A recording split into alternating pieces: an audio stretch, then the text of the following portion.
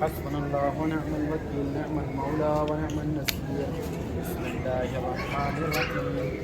الحمد لله رب العالمين، الصلاة والسلام على أشرف الأنبياء والمرسلين، سيدنا ونبينا شفيع المذنبين مولانا بالقاسم محمد. اللهم صل على محمد وعلى أهل بيته الطيبين الطاهرين المعصومين المنتخبين المنتجبين، ولعنة الله على أعدائهم أجمعين من الآن إلى قيام يوم الدين. أما بعد، فقد قال الإمام الجواد عليه الصلاة والسلام: من زار قبر عمتي بقم عارفا بحقها وجب له الجنة. صلوات پر محمد وعلى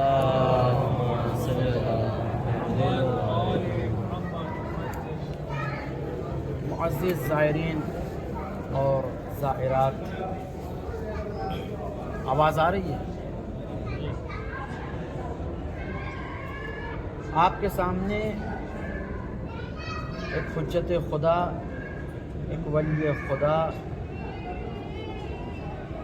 ایک امام برحق کے نورانی بیان کی تلاوت کا شرف حاصل کیا ہے.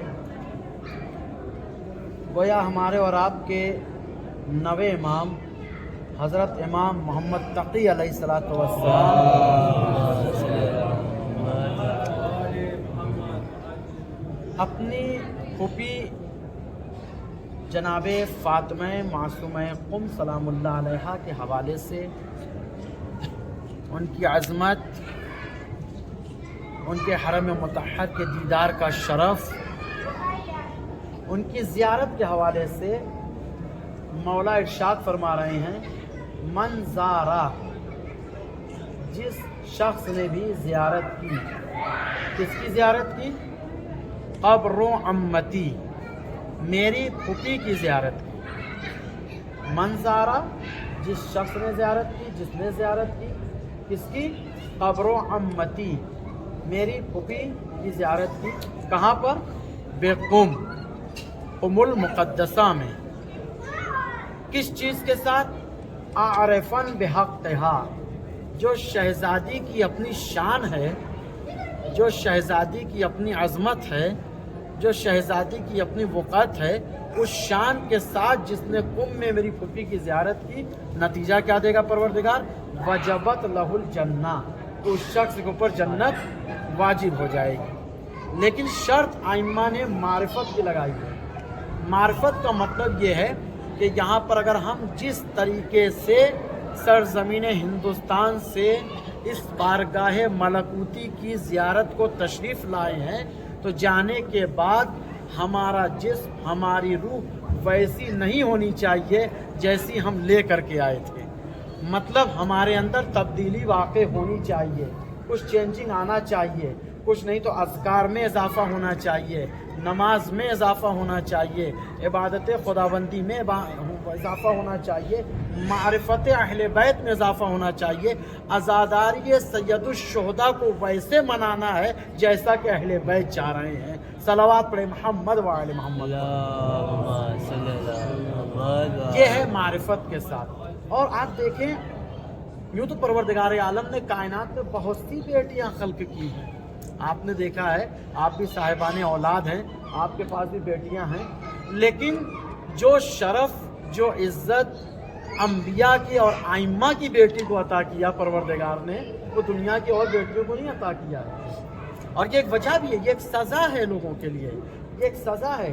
چونکہ پہلے کے زمانے میں آپ سب سنتے چلے آئے ہیں کہ جہاں بیٹیاں پیدا ہوا کرتی تھیں وہاں لوگ زندہ درگور کر دیا کرتے تھے. اپنے پارے جگر کو لوگ اپنے ہاتھوں سے دفنا دیا کرتے تھے. تفصیلات میں نہیں جانا ہے چونکہ قرآن کریم کی آیت اس بات پر شاہد ہے.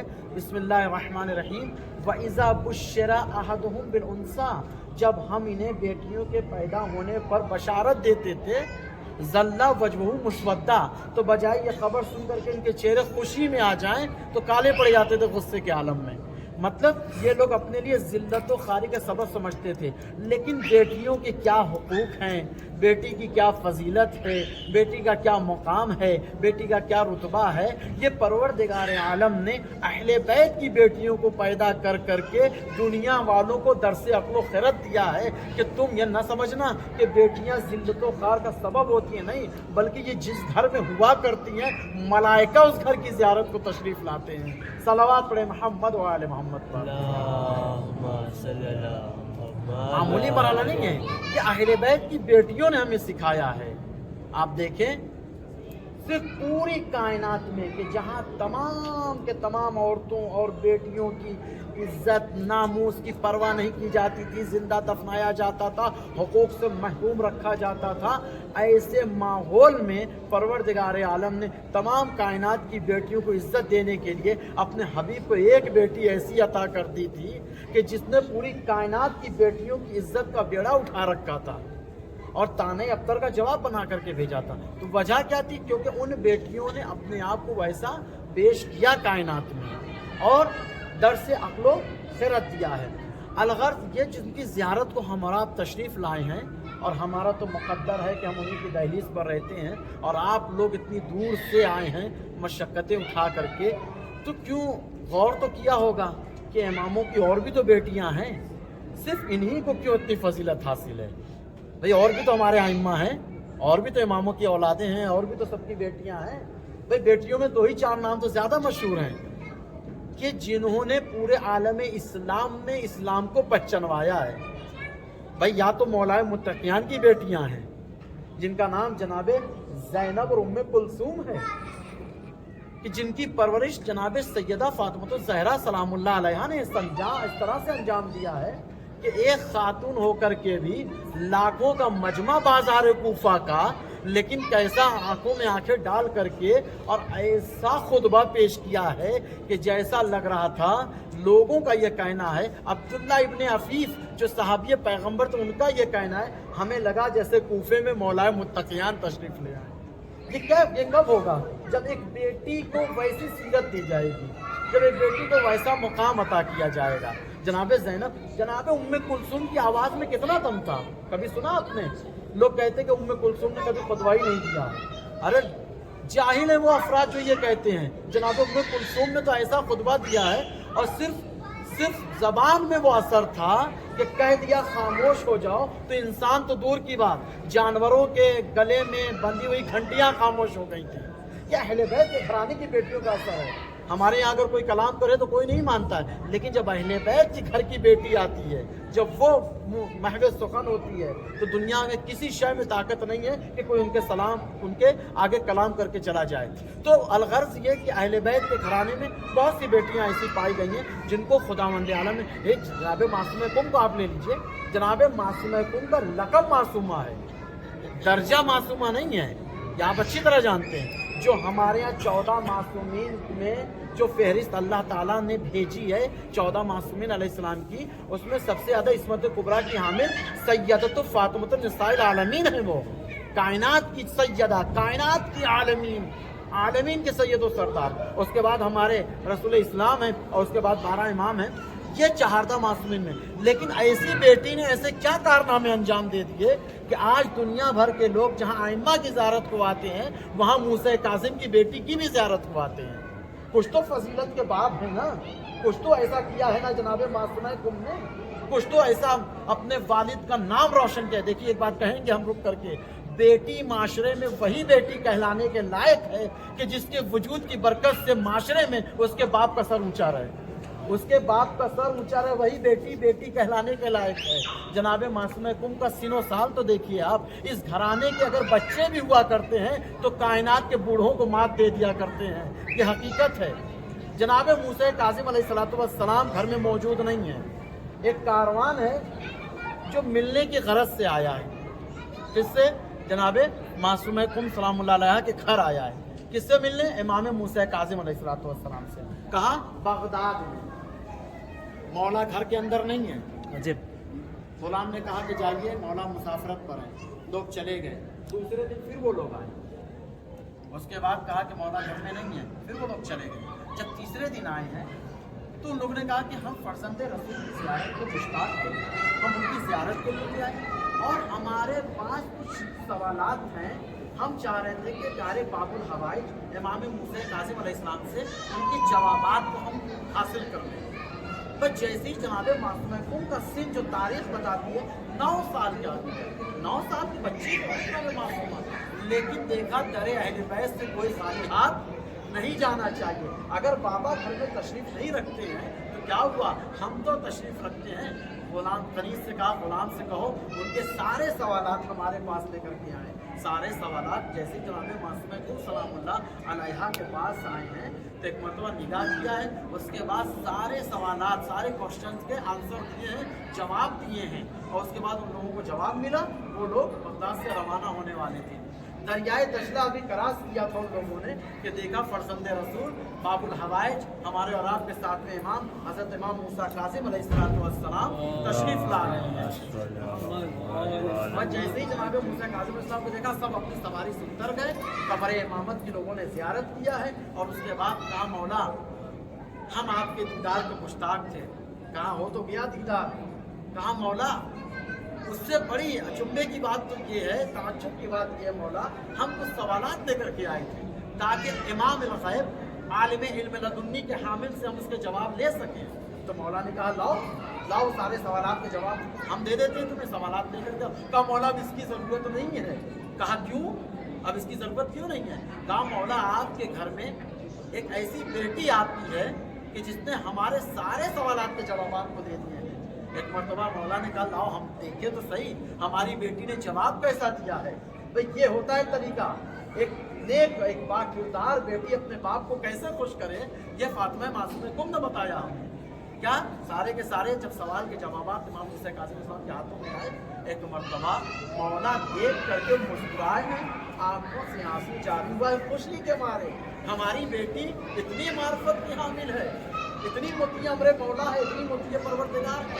एक मरतबा वो फिक्रा इरशाद फरमाया, वो जुमला इरशाद फरमाया जो जुमला रसूल इस्लाम हज़रत शफ़ी मरतबत मोहम्मद मुस्तफ़ा सल्लल्लाहु अलैहि वसल्लम ने अपनी बेटी जनाब फातिमा ज़हरा सलामुल्लाह अलैहा की शान में इरशाद फरमाया था। वहाँ रसूलुल्लाह ने कहा था जब इमाम हसन घर में आए थे और सारा का सारा खुतबे का जवाब पा लिया था, तो वहाँ पर जनाब सैयदा ने जवाब दिया था, तो रसूलुल्लाह ने कहा था फदाहा अबूका, मेरी लाडली फातिमा तुम्हारा बाप मोहम्मद तुम पर से कुर्बान हो जाए।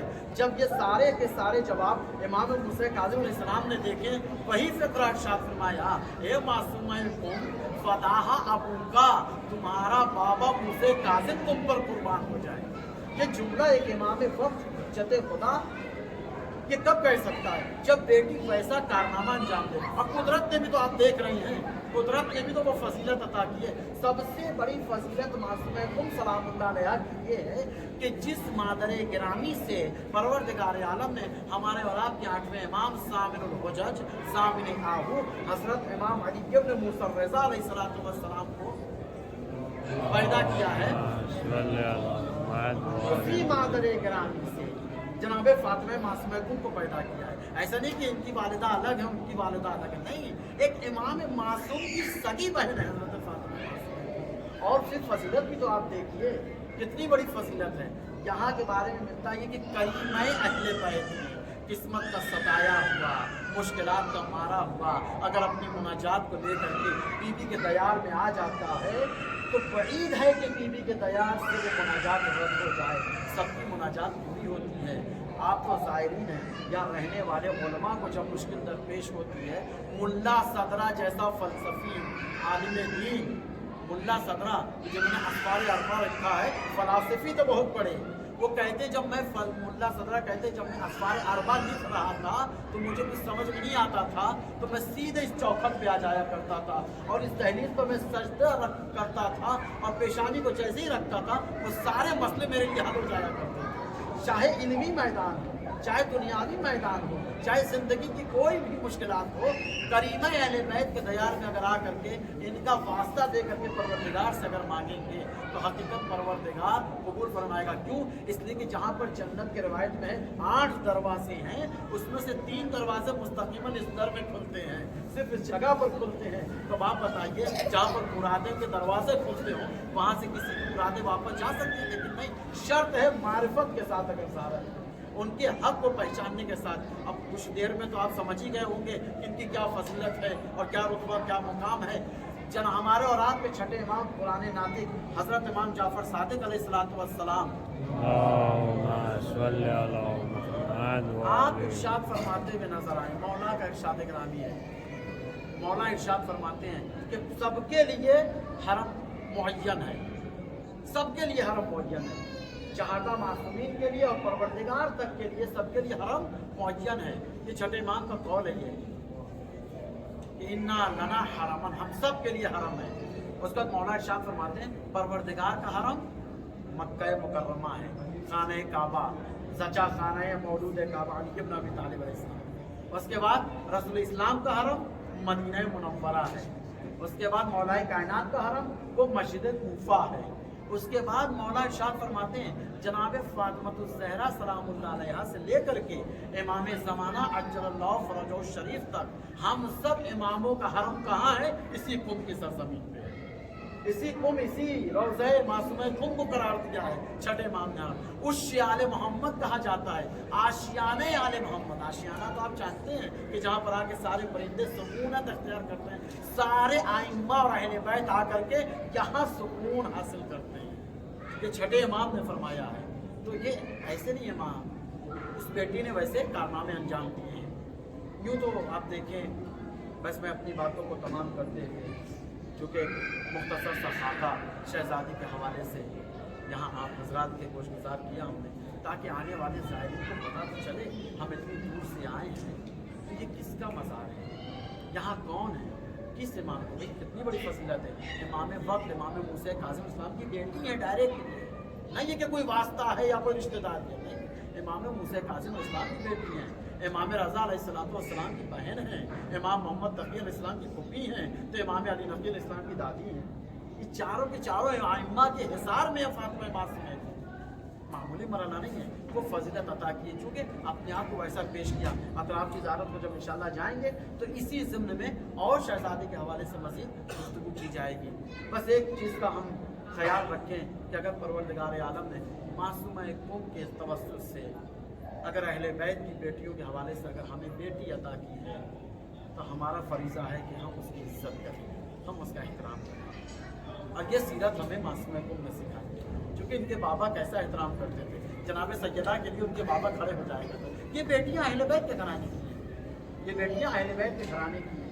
अहले बैत के घरानों की बेटियों का यही सलूक रहा है कि वो हमेशा दूसरों को दर्जा को खिलाती है। जनाब सैयदा सलामुल्लाह अलैहा पर सबसे ज़्यादा अगर उन्हें परवाह थी तो अपनी बेटियों की परवाह थी, क्योंकि तरबियत वैसी की है ना। वो तरबियत का असर था जो कूफा शाम का बाजार सर कर ले गए, ये तरबियत का असर था ये।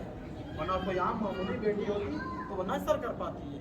मार्का बहुत बड़ा था भाई। जनाब सैयदुश्शुहदा की जो मुसीबत है वो बाद असले आशूर ख़त्म हो गई है।